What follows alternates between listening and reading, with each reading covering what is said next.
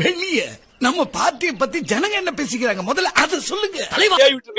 Commission commission commission நீங்க உங்களுக்கு எல்லாம் தெரியும் சொல்ல மாட்டீங்க. தைரியமா சொல்றான். ஒரு சதுரடிக்கு இவ்வளவு ரேட் வச்ச ஒரே ஆட்சி திமுக ஆட்சி தான். கமிஷன் அது கட்டிங் கரப்ஷன் இத ஒழிச்சிட்டாருல. தேவையில்லாத பேசாத கம்யூனிட்டி பையன். இந்த கூட்டணியில இருந்தாங்கிறத நான் மறைக்காத செய்யறேன். கூட்டணி தான் இருந்தேன். கூட்டணியில இருந்துட்டு பேசுறது அயோக்கியத்தனம் இல்ல. டேய் வெக்கம் கெட்டவன மானம் கெட்டவன உனக்கு எதிராக இவ்வளவு பெரிய மீச. டேய் செருப்பாடி கூட்டணிக்குள்ள இருந்துகிட்டே கூட்டணி அட்டாக் பண்றது என்ன அரசியல் தர்மம்? மனசாட்சி என்ன விரோதம்? கூட்டணி தர்மத்துக்காக பேசாம இருந்தேன். அதுல என்ன தப்பு? அதான் சரியான அணுகுமுறை. கூட்டணி இருந்துகிட்டே விமர்சனம் கூடாது. உங்க இந்த பொம்பளைங்களும் அரசியல்வாதிகளும் ரெண்டும் ஒண்ணு. அவங்க நினைச்சதை அடையிறதுக்கு என்ன வேணும்னாலும் செய்வாங்க.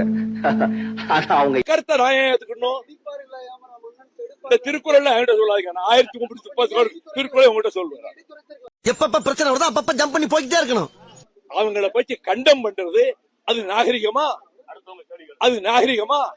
தோழர் நீங்க எத்தனை கேள்வி வேணா கேளுங்க. இன்னும் 1 மணி நேரம் கேளுங்க, நான் பதில் சொல்லுவேன். என் கேள்விக்கு நீங்க பதில் சொல்லணும். நீங்க திட்டமிட்டு வந்திருக்கீங்க தெரியும். நீங்க எந்த பத்திரிகை எனக்கு தெரியாது.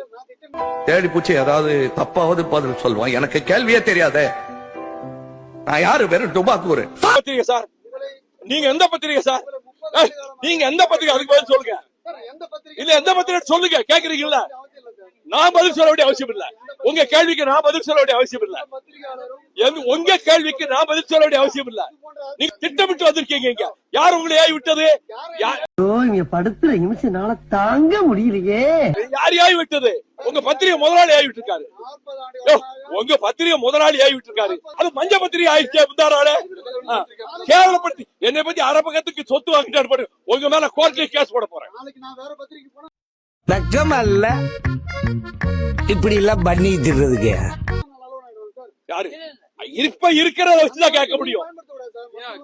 இந்த பாருங்க, நீங்க திட்டமிட்டு வந்திருக்கீங்க. நீங்க குழப்பம் பண்றதுக்காக வந்திருக்கீங்க. ஆமா, குழப்பம் பண்றதுக்காக வந்திருக்கீங்க. இங்க உங்களுக்கு வேலை கிடையாது. என்ன இருக்கீங்க? வேலை கிடையாது. வெளியே போலாம், வெளியே போலாம்.